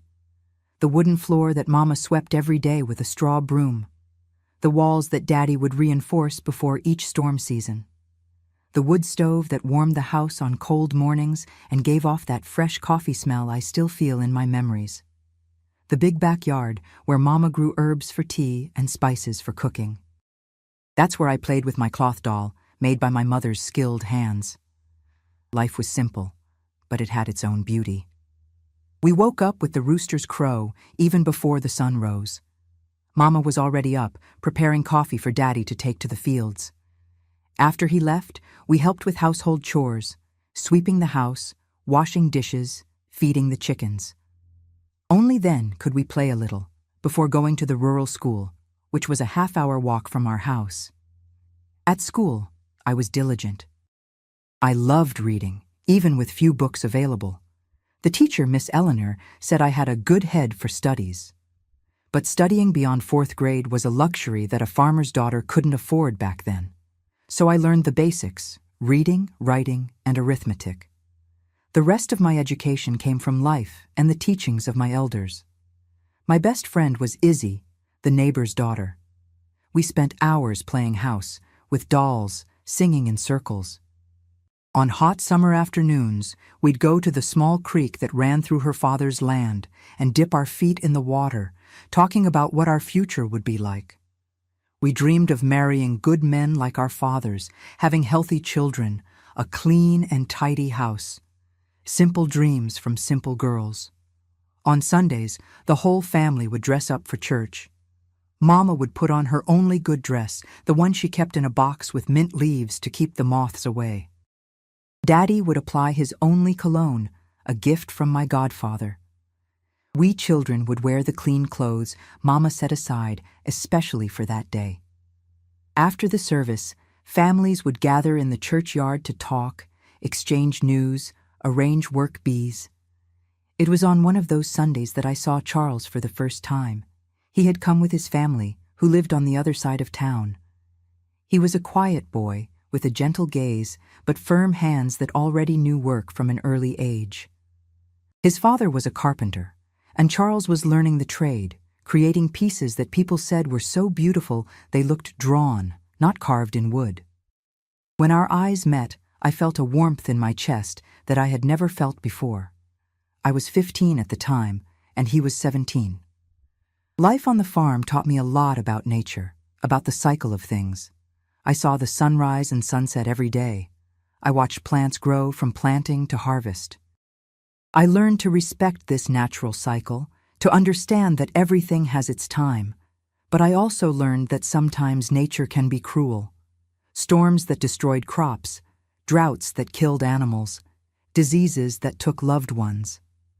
My grandmother used to say that life gives and life takes, and that we needed to accept God's designs. It was at 16 that I had my first heartbreak. Ben, my oldest brother, drowned in the same creek where Izzy and I played. It was a Sunday, after a heavy rain that flooded the creek. He went to pull out a stranded calf, and the current took him away. They found his body 2 days later, already lifeless. I saw my father, a strong man who never showed weakness, cry like a child. I saw my mother, always so talkative, stay silent for weeks. It was the first time I understood that death can take more than a person. It takes a piece of those who remain. This loss changed our family. Daddy became quieter, Mama more worried. Jack, my other brother, took on Ben's responsibilities on the farm, maturing before his time. And I learned that life is fragile, that we can lose those we love in the blink of an eye. Perhaps that's why I became so attached to the idea of having my own family, a little place where I could protect my loved ones. Charles and I started dating when I turned 17. It was a courtship, as they used to do back then, respectful, with him visiting our home, always under the watchful eye of my parents. He would bring me wildflowers that he picked on the way, small wooden objects that he carved himself, a little bird, a box for my hair ribbons. Simple things, but made with such care that they were worth more than gold to me. We got married when I turned 19. It was a simple celebration in my parents' backyard. Mama made a cornbread, the neighbors helped with the food. I wore a white dress that was my mother's, adjusted by her skilled hands to fit me. Charles wore his father's suit, a bit big on the shoulders, but he was so handsome that I didn't even notice it at the time. The honeymoon was just a weekend in the house he built for us, with help from his father and friends on the land we received from his parents. It was a small house, just 2 rooms, but to me it was a palace. The walls still smelled of fresh paint, the furniture made by Charles and his father still had that nice smell of new wood. The bed had a mattress that Mama made, filled with fresh corn husks. And there, in that little corner that was just ours, we began our life together. Charles worked with his father in the carpentry shop during the day, and at night he came home, always bringing something small for me, an out-of-season fruit he found at the market, a pretty fabric scrap for me to make a tablecloth. I took care of the house, planted some vegetables in the yard, made bread to sell to the neighbors. It was a simple life, but we were happy. It was difficult when the news came that I was expecting a baby. Not because we didn't want it, but because we knew about the difficulties. Times were different. There wasn't a health center nearby. Midwives were becoming scarce. But Charles calmed me down, said we would find a way, that our child would have a good life. We prayed every night that everything would go well. And so, between simple joys and daily difficulties, we were building our family, our home. Not knowing that, many years later, that same family would be the source of the greatest pain I've ever felt, and also of the hardest decision that a mother and grandmother could make. Our only son, Alan, was born on a night of heavy rain. I remember as if it were yesterday. Charles had to run out to fetch Mrs. Josie, the midwife, while I bit a cloth to keep from screaming loudly with the pain. When my boy finally came into the world, it was as if a piece of heaven had fallen into my lap. He was so tiny, with a light fuzz on top of his head and squinting eyes, as if the world's light was still too strong for him. Charles cried when he held his son for the first time. My husband, a man of few words, looked at that little being and said, I'm going to build a good world for you, my son. It was the most beautiful promise I've ever heard. Alan grew up strong and healthy. He was a calm boy, similar to his father in temperament, but he had my eyes. Charles insisted that he study. My son won't be limited like us, he always said. And so, Alan was the first in the family to finish his studies, to enter college. He graduated as a teacher, which was a source of great pride for us. When Alan was 25, he met Cynthia at a party at the school where he taught. She was young, beautiful, from a family in town. At first, I confess I had my reservations. Cynthia seemed so different from us, wore fashionable clothes, had studied in private schools. But who was I to judge? What mattered was my son's happiness. They married in a bigger event than ours had been. Her family insisted on a ceremony in the big church in town, with a reception afterwards at a rented hall. Charles and I felt a bit out of place in that environment, but we were happy for our son. A year after the wedding, I received the news that I would be a grandmother. My heart filled with a joy that cannot be put into words. Charles immediately began making a carved wooden crib for the little grandson or granddaughter who would come. When we learned it would be a girl, he insisted on carving delicate flowers on the headboard. "For Grandma and Grandpa's little princess," he would say, with that gentle smile I loved so much. Vanessa was born on a sunny spring morning. She was a beautiful baby, with large dark eyes, black hair like her mother's. When I held her for the first time, I had a strange feeling. Something in her eyes. An emptiness that I couldn't understand at the time. But I quickly dismissed that thought. It was just a silly impression from an anxious grandma. Vanessa's first years were normal, at least apparently. She grew up beautiful and smart. She learned to talk early, to walk early. Charles and I doted on her, as grandparents usually do. We brought presents whenever we visited, spent hours playing with her. Alan was a dedicated father, and Cynthia, although sometimes more distant, seemed to take good care of the girl. It was when Vanessa was about 5 years old that I noticed the first signs that something wasn't right. We were in our backyard, where I had a small garden. Vanessa found a bird fallen from the nest, still a nestling. Instead of calling an adult to help, as most children would do, she took a small stone and began to poke the poor thing. When I saw her, the bird was already... well, it was no longer alive. "Vanessa, why did you do that?" I asked, horrified. "I wanted to see what it was like inside," she replied, with a calmness that chilled my blood. I told Charles later, and he was also concerned. We tried to talk to Alan, but he downplayed the matter. "Dad, Mom, she's just a curious child. Children do these things sometimes." Maybe he was right.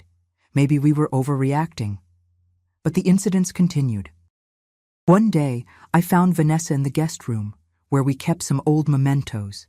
She had taken a porcelain doll that was my mother's, a family heirloom. The doll was without arms, without legs, with its face scribbled with red pen. "What happened to the doll, Vanessa?" "It was ugly. I made it prettier," replied the girl, with that same empty look. When we told Cynthia, she got irritated, not with her daughter, but with us. "You left an old doll within reach of a small child, and now you want to blame her? Honestly!" It was the first time I felt a distance opening between us and our son's family, a distance that would only increase as the years passed. As Vanessa grew, the strange behaviors became more evident. At school, the complaints began. She constantly lied, invented elaborate stories to get other children in trouble. Once, she said a classmate had stolen her lunch, causing the boy to be punished. Later, they discovered that she herself had thrown the food in the trash. At home, when we visited, she had a different behavior depending on who was around. With her parents, she was sweet and obedient. When she was alone with her grandparents, she showed a different face. She looked at us as if she was evaluating us, as if she was looking for weaknesses. I remember one time when she was about 9 years old, we were making cookies together. Charles was in the yard, fixing a chair. Vanessa looked at me and said suddenly, "Grandma, you know that people die when they get old, right? You and Grandpa are already old." I tried to explain that yes, everyone dies someday, but that we still had many years ahead of us. She continued mixing the cookie dough and added, with a voice too calm for a child, "I've seen a cat die before. It made funny noises. Do you think people also make noises when they die?" I confess I was speechless. It wasn't just what she said, but how she said it. Without emotion, without the natural curiosity of a child, just a cold observation. I told Charles afterward, and he was also disturbed. We tried to talk to Alan again. This time, we suggested that perhaps Vanessa needed some kind of professional help. "What are you insinuating? That my daughter has some mental problem? She's just an intelligent and curious child. You're seeing things that don't exist." Cynthia was even harsher. "I always knew you didn't really like her. Now you're trying to invent problems. Maybe it's better if we limit visits for a while." And so it was done. For almost a year, we saw our granddaughter only on special occasions, always under the supervision of her parents. Charles was devastated. He loved that girl so much, despite everything. "Dorothy," he told me one night, "is it us? Are we seeing evil where there's just a normal child?" I began to question myself. Maybe we were judging unfairly. Maybe, being from another generation, we didn't understand how children were these days. When we were finally authorized to visit more freely, Vanessa was 12 years old. She was bigger, prettier, and apparently more controlled. In the first visits, she behaved perfectly. Charles and I began to think that maybe we were wrong after all. Until that Sunday afternoon. We were all gathered for lunch. Alan and Cynthia had gone out to buy dessert, leaving Vanessa with us. Her cousin Annie, Cynthia's sister's daughter, was also there. Annie was 7 years old, a sweet and shy little girl. The two were playing in the bedroom while Charles and I tidied up the kitchen. Suddenly, we heard a scream. We ran to the room and found Annie on the floor, with Vanessa on top of her, hands around the younger girl's neck. The child was red, struggling to breathe. "Vanessa!" shouted Charles, running to separate the two. "What are you doing?" Vanessa released her cousin and stood up, adjusting her clothes as if nothing had happened. "We were just playing doctor. I was the doctor and she was the patient." Annie was crying, still trying to catch her breath. When the little girl was able to speak, between sobs, she said she wanted to see if I turned blue. Charles lost his composure for the first time I can remember. He held Vanessa by the shoulders and said with a firm voice, "This is not a game, Vanessa. You could have seriously hurt your cousin. This is dangerous and wrong." That's when I saw something in her eyes that froze me inside. A look of pure hatred, followed by a smile that had nothing childlike about it. "I'm sorry, Grandpa. I won't do it again. It was just a game." But when Alan and Cynthia returned, and we told them what had happened, the story Vanessa told was completely different. According to her, Annie had broken her favorite doll on purpose, and when Vanessa got upset, her cousin began to thrash on the floor, pretending she was being attacked.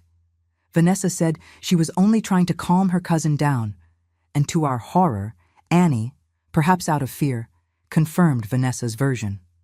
At that moment, Charles couldn't take it. "That's not true. We saw what happened." That's when everything fell apart for good. Cynthia accused us of having a grudge against her daughter. Alan, trying to appease, only made the situation worse by suggesting that perhaps we had misinterpreted what we saw. In the heat of the argument, Charles did something he would bitterly regret later. When Vanessa continued to lie, looking him directly in the eyes with that little smile, he lost control and slapped her face. It wasn't a hard slap, but enough to leave everyone in shock. Vanessa didn't cry. Instead, she looked at her grandfather with those cold eyes and said softly, but clear enough for all of us to hear, "You'll regret that, Grandpa." After that terrible Sunday, nothing was the same again. Alan and Cynthia left our house furious, taking Vanessa and little Annie. The last words our son directed at us that afternoon were as hard as stones. "You've crossed the line." I never thought my own father, a man who always preached respect, would raise his hand to a child. "I don't know when we can see each other again." Charles spent the whole night awake, sitting on the porch, his face in his hands. I had never seen him so dejected, not even when he lost his own father years ago. "What have I done, Dorothy? I lost my head. I hit a child, our little granddaughter." I tried to console him, saying it was a moment of weakness, that he was defending Annie, that Vanessa had crossed all boundaries. But nothing eased his guilt. That look in her eyes, Dorothy. Those words. "You'll regret that, Grandpa." It wasn't a normal reaction from a child who got slapped. It was something else. The following week, we tried to make contact several times. We called, sent messages through neighbors. I even wrote a letter asking for forgiveness. Charles was willing to get down on his knees in front of everyone and apologize to Vanessa if that could fix things. But all our attempts were met with silence. The worst was when Charles tried to visit the carpentry shop where Alan worked with him. Yes, our son had followed in his father's footsteps, despite his education degree.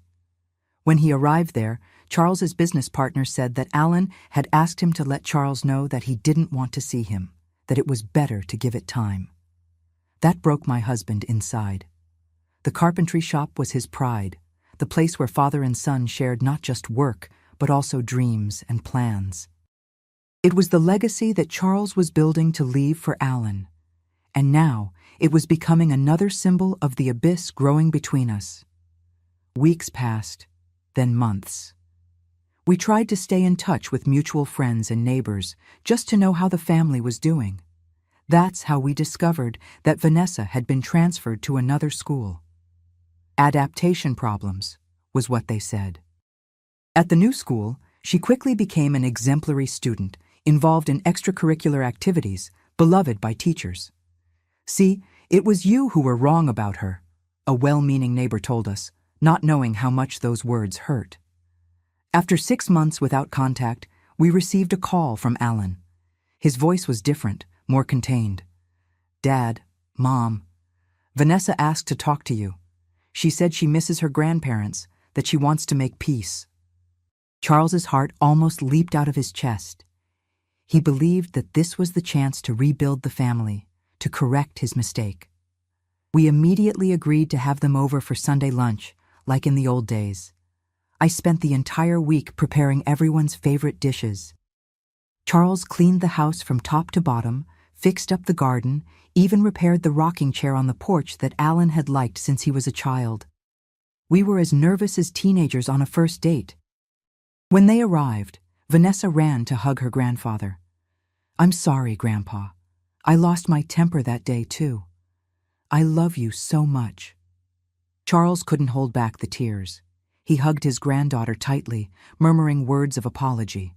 For a moment, everything seemed right again. The lunch went on with a forced normalcy. We all avoided touching on the subject that had separated us.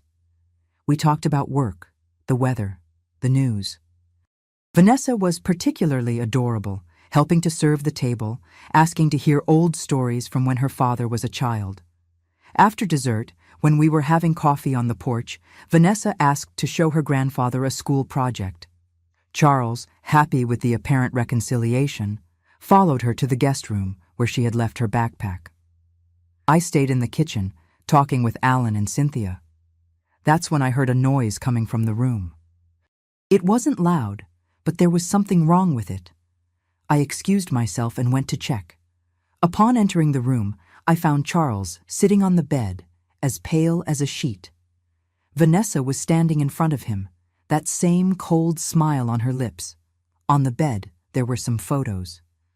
"What's going on here?" I asked, approaching. Charles didn't answer. I took the photos and felt my blood freeze. They were pictures of dead animals, small animals like squirrels, birds, even a kitten, in different stages of, well, I don't even want to describe it. Next to them, Always Vanessa, sometimes with what appeared to be a small knife or scissors in hand. "Vanessa, what is this?" I managed to ask, my voice almost disappearing. "These are my science projects, Grandma. I'm studying anatomy. Isn't it interesting how we're all the same on the inside?" At that moment, Alan entered the room. He saw the photos in my hands and snatched them forcefully. "Where did you find this? Were you going through her things?" "No, son. She showed them to us. Said it was a school project." Charles finally found his voice. Alan looked at Vanessa, who now had tears in her eyes, tears that I could swear weren't there seconds before. "Dad, Mom, why are you doing this? I just wanted to show Grandpa my zoo photos. They took these horrible pictures from I don't know where and are saying they're mine." It was as if the ground disappeared from under my feet.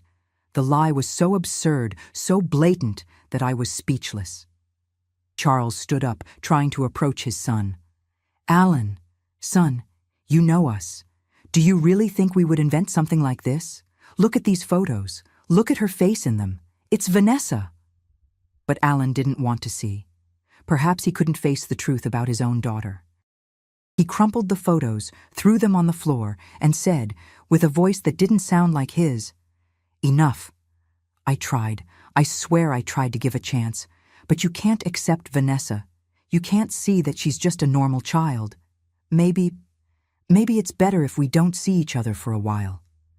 Cynthia appeared at the door, looking at the scene in amazement. Alan took Vanessa by the hand and left, practically dragging his wife along. From the front door, we could still hear Vanessa say, in a voice loud enough to reach us, "Daddy, Grandma hid my backpack. My zoo photos were in there." And so, our son walked out of our lives again, this time for a much longer period. We were devastated. Charles couldn't sleep properly, barely ate. I myself felt like I was in a nightmare that I couldn't wake up from. "Dorothy," Charles told me one night, "I'm afraid. Not for us, but for Alan, for Cynthia, even for that poor little girl Annie. Vanessa, there's something very wrong with her." We spent the following months trying to convince Alan to seek professional help for Vanessa.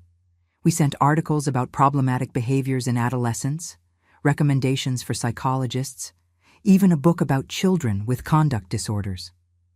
Everything came back unopened, sometimes with a short note. "Stop this." The situation became unsustainable. Neighbors began to comment. Friends took sides. Some saw us as the problematic grandparents who didn't accept their granddaughter, others as victims of an ungrateful family. That's when Charles had the idea of moving. He had an old friend from his youth who lived in another town, a few hours away. This friend had offered him a partnership in a small local carpentry shop. "Maybe it's better this way, Dorothy, to give space. Maybe with time, Alan will realize the truth on his own." The decision to leave the town where we had lived all our lives was difficult, but it seemed like the only way out. We sold our house. Charles sold his part in the carpentry shop to his partner, for much less than it was worth, just to close the deal quickly. And we left with heavy hearts, but hopeful that time could heal the wounds. Our new life began modestly. The house was smaller than the old one. The carpentry shop needed renovations. But we were together, and that's what mattered. Charles, always a hard worker, threw himself into the new business with enthusiasm. In a few months, they already had a small, loyal clientele, enchanted by my husband's talent for detailed woodwork. I started making cakes and sweets to sell. It was something I always liked, and it helped me pass the time, not think so much about the family we left behind. We made some friends, got involved in the local community. It wasn't the life we had planned for our old age, but it was a dignified, peaceful life. We maintained minimal contact with Alan, phone calls on important dates, Christmas cards. He never came to visit us, and we weren't invited to their house. About Vanessa, the news was always superficial. "She's doing well in school. She won an essay contest." Nothing that would let us really know how she was doing. And so we spent almost 2 years building this new life, trying not to look back too much, although our hearts still ached with longing for our only son. Until that Sunday morning, when we received a phone call that would change our lives forever. The phone call came from an unknown number. I answered while Charles was in the shower. "Mrs. Dorothy." The voice on the other end was formal, grave.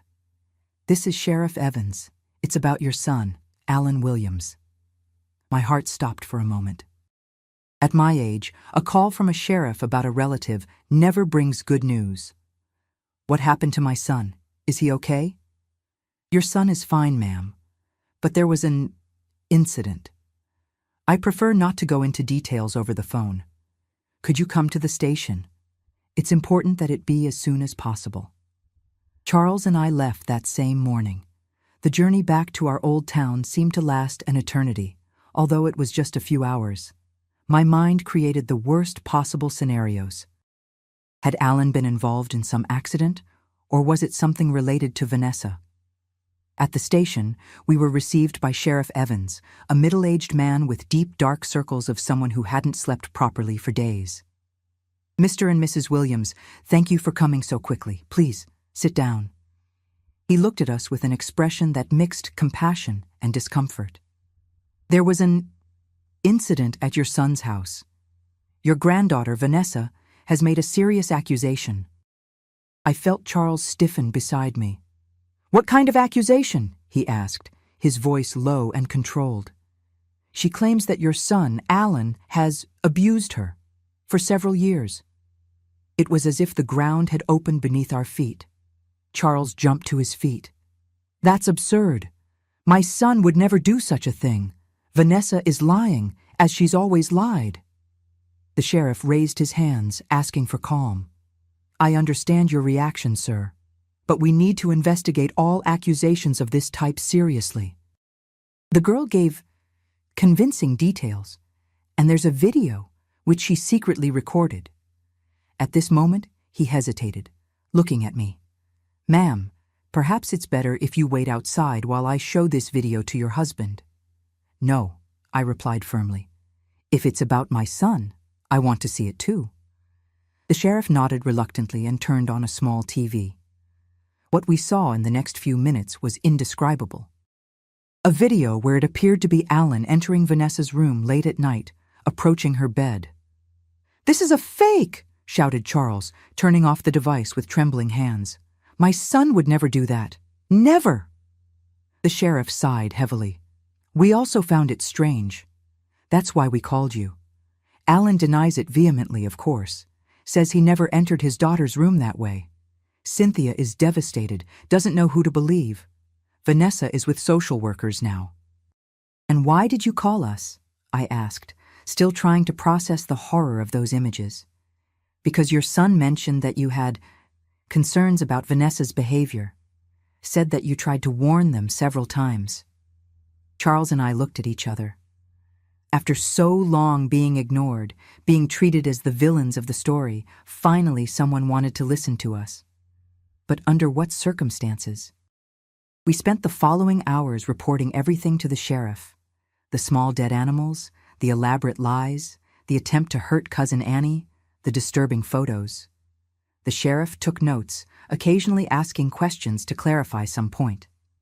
"Do you have any of this evidence? The photos you mentioned, for example?" We shook our heads. Everything had been left behind when we moved. "Unfortunately, it's your word against hers, and she has a video, however suspicious it may be." We were able to see Alan briefly. He was unrecognizable, thin, dejected, eyes red from someone who had cried until they had no more tears. "Dad, Mom, you were right all along. Vanessa, I don't know what happened to her, where we went wrong in raising her. She's destroying our family with lies. Cynthia doesn't know who to believe, is on the verge of collapse, and I can lose everything. My job, my freedom, my reputation." It was a brief meeting, supervised by an officer. We promised to do everything in our power to help, to prove his innocence. In the days that followed, we stayed in town, staying at a small hotel. Charles reactivated old contacts, talked with neighbors, with Vanessa's former teachers, trying to gather any information that could help Alan. I went to the school, tried to talk to Vanessa's friends, with parents of other students. What we discovered was disturbing. Behind the facade of an exemplary student, there were unsettling rumors. A classmate who suddenly changed schools after a disagreement with Vanessa. A teacher who requested a transfer after accusing Vanessa of cheating on a test, and then withdrew the accusation for reasons never clarified. Small incidents that, isolated, seemed insignificant, but together formed a worrying pattern. But nothing was concrete enough. Nothing that could compete with a video as much as we suspected its authenticity. It was on one of those nights, returning exhausted to the hotel, that we found Cynthia waiting for us in the lobby. She was unrecognizable, disheveled hair, dark circles, trembling hands. "You were right," she said, her voice almost gone. "I found something terrible." On her tablet, she showed us Vanessa's conversations in a messaging app. They were exchanges with an older boy, where she boasted about how easy it was to manipulate her parents, about how she planned to get rid of her father to keep the inheritance from her mother's family. She told him she was going to destroy Alan, that she was going to accuse him of horrible things, that she had learned to edit videos, that no one would suspect. Charles took her hands, trying to calm her down. "Cynthia, this is evidence. Did you show this to the police?" She shook her head, tears streaming down her face. "Vanessa discovered that I saw, deleted everything. These screenshots I saved. She says they're fake, that I fabricated them because I'm having a nervous breakdown. And the worst part? They're believing her. That night, we made a plan. Cynthia would go to the station the next day with the screenshots. Charles would accompany her, along with a lawyer he had hired to help Alan. I would stay at the hotel, trying to contact the boy with whom Vanessa exchanged messages. But the next morning, everything changed. We were awakened by violent knocks on the hotel door. It was the same Sheriff Evans, accompanied by 2 officers. "Mr. Williams, I need you to come with me." "What happened?" I asked, grabbing Charles's arm. "There was another incident at your son's house." Charles turned pale. "Alan, is he okay?" "Your son is in protective custody. It's about the girl Vanessa." The sheriff hesitated, then continued, his voice grave. "She was found unconscious this morning. It seems she tried to harm herself. She left a letter blaming her grandparents for turning her father against her, saying she couldn't take living like this anymore." My blood froze in my veins. I looked at Charles and saw the same horror in his eyes. "This is a setup," he murmured, more to himself than to the sheriff. "She's incriminating us too. Sir, I need you to come with me to provide clarification. The situation is serious." The days that followed were a nightmare. Charles spent hours at the station, answering the same questions, repeating our version of the facts.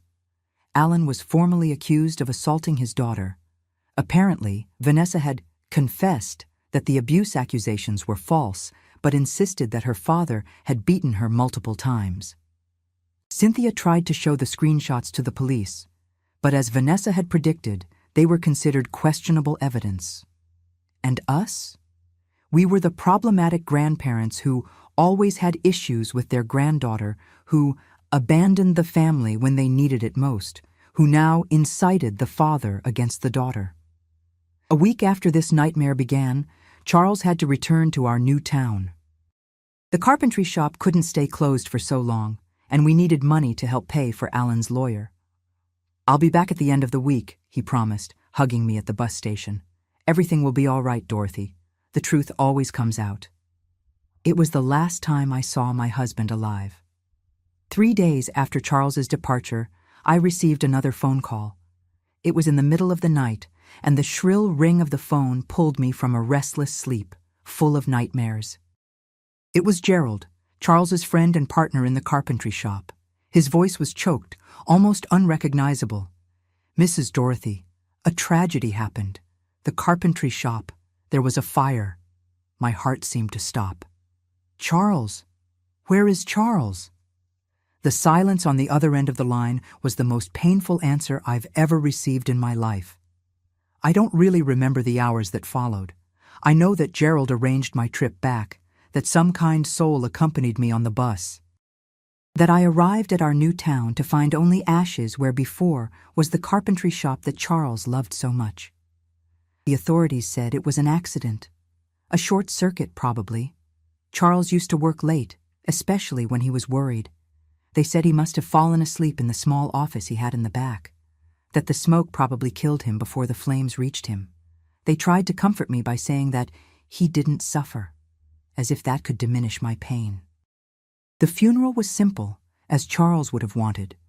Some friends from the new town, Gerald and his wife, 2 or 3 neighbors. Alan couldn't come. He was still under investigation, couldn't leave the city. Cynthia sent flowers and a handwritten card with kind words about the father-in-law she always admired. From Vanessa, nothing. Not a word, not a gesture. In the weeks that followed, I moved like a ghost. I stayed in the house we shared, surrounded by memories of Charles in every corner. His slippers still beside the bed, his favorite shirt still hanging behind the door, his smell, which gradually faded from the pillows, from the clothes, leaving only increasingly tenuous memories. Gerald took care of the insurance, the documents, all the formalities. He had been a good friend to Charles and continued to be for me. His wife, Margaret, brought me food every day, made sure I was eating, tried to convince me to go out, not to isolate myself completely. It was Margaret who answered the door that afternoon, about a month after Charles's death. I was in the kitchen, trying to force myself to eat something, when I heard her talking to someone. Then she came in, holding a brown envelope. "Dorothy, this arrived for you. Special delivery. I had to sign for it." The envelope had no sender, just my name and address, written in a handwriting I didn't recognize. Inside, there was a small device, a flash drive, and an anonymous note. "This explains everything. Be careful." Margaret stayed with me as we connected the flash drive to the old computer that Charles used for the carpentry shop's accounting. There was only one file, a video. What I saw in the next few minutes changed my life forever. The video showed the carpentry shop at night. The date in the lower corner indicated exactly the night of the fire. The quality wasn't very good. It seemed to have been recorded from some security camera nearby. It showed someone approaching stealthily from the back of the carpentry shop. The figure was hooded, but when they briefly turned to look around, the face became visible for an instant under the light of a lamppost. It was Vanessa. She entered through the back, using what appeared to be a key. How did she get a key? I never knew. Maybe she stole Charles's key at some point, made a copy. The video showed only the exterior, not what happened inside. But about 20 minutes later, Vanessa came running out. A few minutes later, smoke began to appear. The recording continued for a few more minutes, showing the smoke increasing, then the first visible flames through the windows. It ended with the arrival of the firefighters, already too late. But the most shocking was yet to come. The video then cut to another recording, apparently made with a cell phone. It showed Vanessa, alone in what looked like a bedroom, looking directly at the camera. She smiled, not as a normal teenager would smile, but with a cold smile that never reached her eyes. "Hello, Grandma," she said, her voice calm, almost sweet. "If you're seeing this, it means that someone finally did the right thing. I wanted you to know that Grandpa suffered. It wasn't quick like they're telling you. He woke up with the smell of smoke. He tried to get out. The door was locked from the outside. He screamed, banged on the door, tried to break the window. But I had planned everything. The windows were reinforced, remember? Grandpa himself installed those bars after that break-in last year." She paused, tilting her head slightly to the side, as if she was contemplating a pleasant memory. "When I went in there, he was sleeping. So easy. I put a sedative in his coffee earlier when I visited the carpentry shop. I said I wanted to make peace, that I was sorry for all the confusion with Daddy. He believed it, of course. Grandpa was always so trusting." Margaret let out a muffled scream beside me. I was paralyzed, unable to look away from the screen, unable even to cry. "Do you know why I did this, Grandma?" Vanessa continued. "Remember that slap he gave me? You'll regret that, Grandpa. I always keep my promises. Always." She moved closer to the camera, her dark eyes glowing with something I had never seen before in a human being. "Now it's your turn to suffer, Grandma, living alone, knowing that your husband died because of you. If you had left me alone, none of this would have happened. But no, you had to be concerned about my behavior. You had to try to make Daddy and Mommy take me to specialists, as if there was something wrong with me." She laughed, a sound empty of any real joy. "There's nothing wrong with me. I am exactly what I should be. And now you're going to live with this, with the truth that no one else will believe. Because who would suspect a poor, traumatized teenager who just wants a normal life? Everyone will think you've gone mad with grief if you try to tell anyone." The video ended abruptly. I sat staring at the black screen, feeling something inside me break, and at the same time, something new emerge. A resolution, a certainty. "Dorothy," Margaret murmured beside me, her voice trembling. "We need to take this to the police, right now." I shook my head slowly. "No. You heard what she said. No one will believe us. They'll say it's a montage, just like they said about the video she fabricated against Alan. But we have to do something. She killed Charles. She confessed." I looked at my friend, feeling a strange calm envelop me. "Yes, we're going to do something, but not the way you're thinking." In the days that followed, I made preparations. First, I created a copy of the flash drive and hid it in a safe place. Then, I called Alan. The conversation was brief, painful. He was still under investigation, but things seemed to be improving. Cynthia had finally convinced the authorities to investigate Vanessa's accusations more thoroughly, and some inconsistencies were emerging. "Mom, she asked about you the other day," said Alan. "Said she wanted to visit you, console you for Dad's loss." I felt my heart race. "And what did you say?" "I said I would talk to you, see if you were ready for visitors. She seemed eager." "Tell her I am, son, that I'll be happy to see her." The trap was set. I knew that Vanessa would come not to console me, but to make sure I was suffering, to savor her victory, maybe even to eliminate one more obstacle if she suspected I knew something. Margaret didn't approve of my plan. She begged me to reconsider, to let justice take its course. But what justice would that be? The justice that was almost condemning my son for crimes he didn't commit? The justice that allowed Vanessa to manipulate everyone for so many years? "What are you planning, Dorothy?" asked Margaret, concern evident in her voice. "Just a conversation," I replied. "A conversation between grandmother and granddaughter." When Vanessa arrived, 3 days later, I was ready. The house was tidy, fresh coffee on the table, cakes that I knew she liked. I played the part of the grieving grandmother to perfection. "My dear," I said, opening my arms to hug her at the door. "How good to see you." She returned the hug with the same falsity. "Grandma, I'm so sorry for your loss. How are you?" We chatted about trivialities for some time. She told about school, about how things were improving at home. I talked about my lonely life, about how I missed Charles. I observed how she savored each word of pain, how her eyes gleamed when I mentioned how hard the loneliness was. When I served the coffee, she hesitated for a moment before accepting the cup. "Something wrong with the coffee, dear?" She smiled, that same smile that never reached her eyes. "No, Grandma. I was just admiring the cup. It's beautiful." "It was from your grandfather's favorite set," I said, watching her carefully. I noticed a gleam of satisfaction in her eyes upon hearing this. She took a sip, then another. We talked a bit more until I noticed her eyes starting to get heavy, her words a little slurred. "Are you feeling well, Vanessa?" I'm a little dizzy." "Must be the tiredness from the trip," I suggested, getting up to help her. "Come, I'll take you to rest a bit in the guest room." She tried to stand up, but her legs gave way. I held her, feeling her body getting increasingly limp in my arms. What did you do?" she murmured, understanding beginning to dawn in her eyes.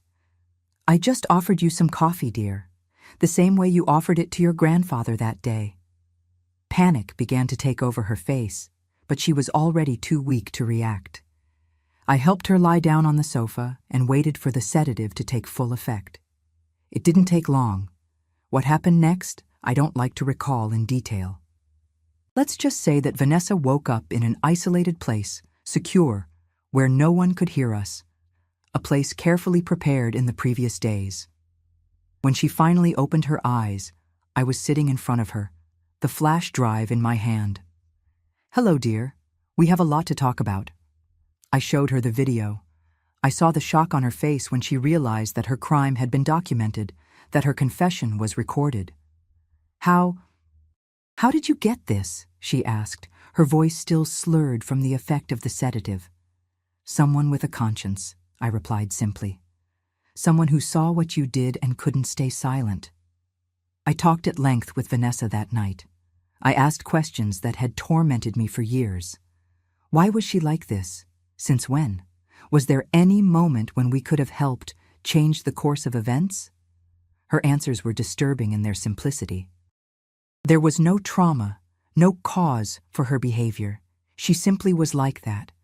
She always knew she was different. She always saw others' emotions as tools to be manipulated. Love, compassion, empathy, they were concepts that she understood intellectually but never felt. "What are you going to do with me?" she finally asked, as the sun began to rise outside. I looked at her, my granddaughter, my blood, the being who had taken from me the love of my life. And I made the hardest decision of my life. I'm going to do what no one had the courage to do, Vanessa. I'm going to protect the world from you. What happened next is something I carry with me every day. The weight of the decision, the weight of the act. I'm not proud. I don't regret it. I did what had to be done, what no system, no institution, no law would do. When it was all over, I went back home. I called Alan to say that Vanessa had left early, that she had said she needed to meet some friends in town. I waited for the alarm to be raised, for the search to begin. And then I did what I needed to do. I walked into a police station and confessed. I handed over the evidence of what Vanessa had done to Charles. I told the whole story, from the beginning, and I took responsibility for what had happened to her. The investigation was long.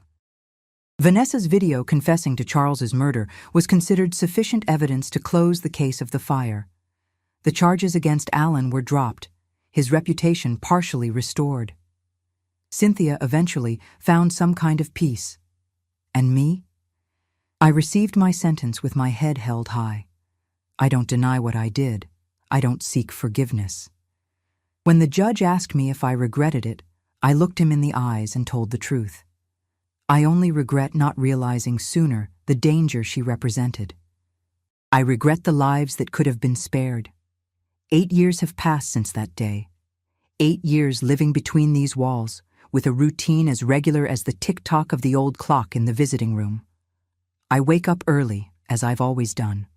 I make my bed with the care that Mama taught me back in the days of the old farmhouse. I have breakfast with the other ladies. Yes, there's a special pavilion for women my age with health problems like mine. Arthritis doesn't let me do many physical activities, but I can still read, talk, and sometimes even help in the prison garden. People here treat me with a curious respect. The older guards already know my story. The newer ones soon hear the rumors. That's Mrs. Dorothy, the one who killed her own granddaughter. Some look at me with horror, others with a kind of veiled admiration. Most just leave me in peace, which is all I ask. I have my corner in the library where I spend most of my days. The person in charge, Mrs. Nelson, allows me to stay beyond hours sometimes. A lady of your age, with your impeccable record in here, deserves some privileges, she says. I think, deep down, she understands. We never talk about it directly, but once she mentioned she had a daughter who suffered at the hands of a predator. The way she said the word made me think that perhaps she too had taken some action that society wouldn't approve of. Life here isn't bad.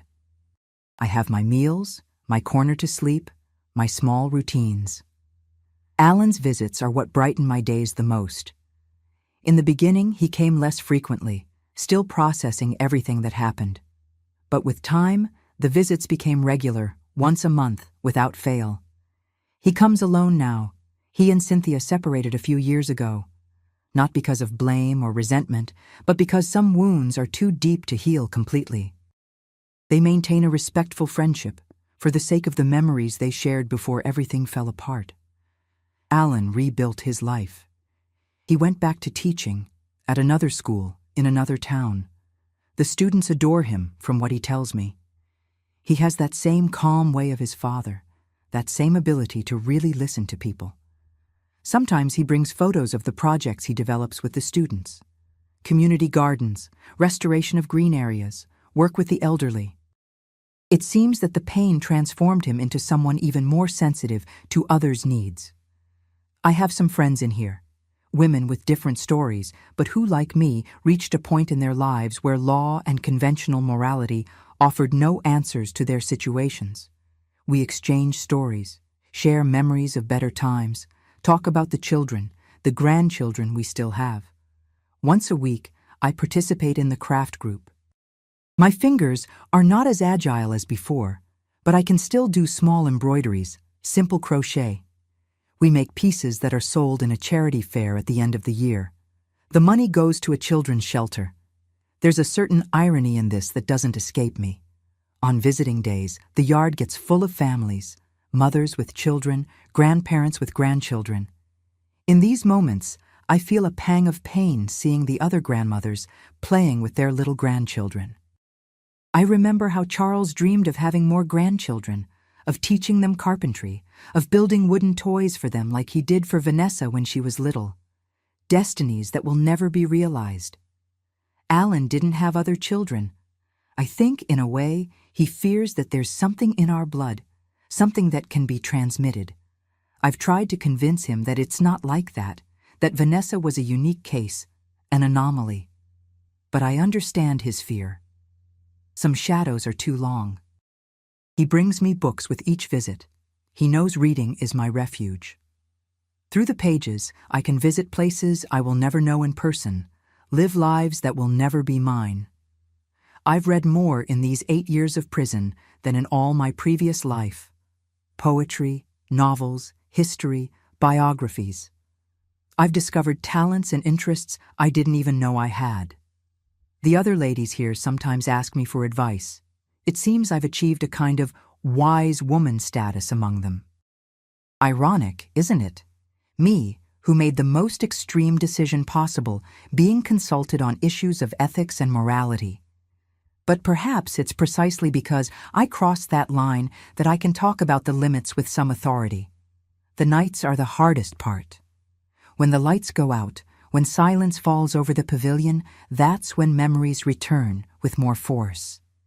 Charles's face, his gentle smile, his calloused hands holding mine. Vanessa's baby face, before any shadow manifested in those little eyes. Family Sundays, lunches, laughter. The life we had, the life we could have had. I have nightmares sometimes, not about what I did. Strangely, that rarely torments me in dreams.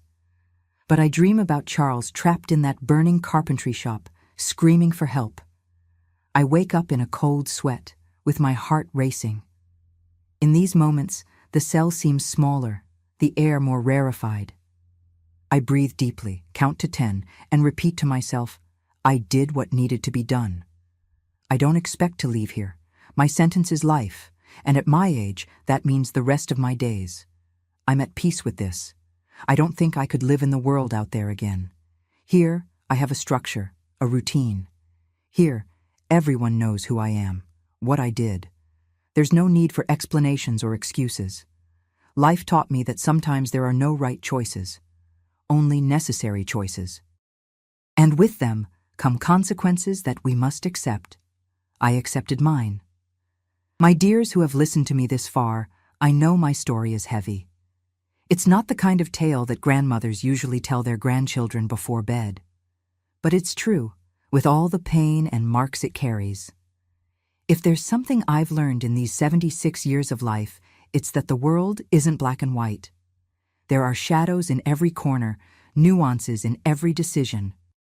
Love, that feeling that should always be pure and elevated, sometimes can lead us to dark places we never imagined visiting. For those who are facing situations similar to what I faced, and I sincerely hope they are few, I want to say, observe carefully. Pay attention to the signs. Don't ignore that uncomfortable feeling in your stomach when something seems wrong, even if everyone around says everything is fine. Trust your instincts. They exist for a reason. Remember that in every place, in every culture, there are people and organizations prepared to help. Seek them out before it's too late. Speak up, insist, document. Don't let love blind you to danger, even when that danger comes from someone who should be a source of joy and pride. I've lived long enough to know that some people are born different. It's not the parents' fault, it's not the upbringing's fault, it's nobody's fault. They simply are as they are. The important thing is to recognize this in time, to seek specialized help, to protect who needs to be protected. What I did can't be undone. I carry the weight of this decision every day. Each morning that I wake up, each night before I sleep, I think about what could have been different. If we had insisted more when Vanessa was little, if we had managed to get concrete evidence to convince Alan and Cynthia, if the system had worked when we needed it. But if is a road that leads nowhere, as my mother used to say. Today, I live with the consequences of my choices. And although the price was high, my freedom, the years I could have spent with my son, the chance to see Charles grow old by my side, there's a certain peace in knowing that I did what I believed was necessary, that I prevented more lives from being destroyed. The pain I carry is not just for the loss of my husband or for the life I left behind. It's also for the granddaughter I never really had, for the girl who could have been, but never was, for the wasted potential, for the chance of redemption that never existed. If you're watching me now and identify with any part of my story, whether as someone who suspects something is wrong or as someone who is suffering at the hands of another person, please seek help. There are trained professionals, there are shelters, there are people who will believe you. Don't wait until it's too late. Don't wait until the only way out seems to be taking justice into your own hands. And finally, my dears, before I say goodbye, I want to ask once more. If this story touched your heart, if it made you reflect, please subscribe to the Grandparents' Tales channel and hit the bell. Each subscription gives me strength to continue sharing life stories so that other people can learn from my experiences, from my mistakes and successes. Leave your comment with the word justice so I know you've reached the end of this journey with me. Do it now. Don't wait one more minute. Your subscription can help others find strength to seek help when they need it. Thank you for listening to this old lady. May God bless you and keep your families safe from any harm.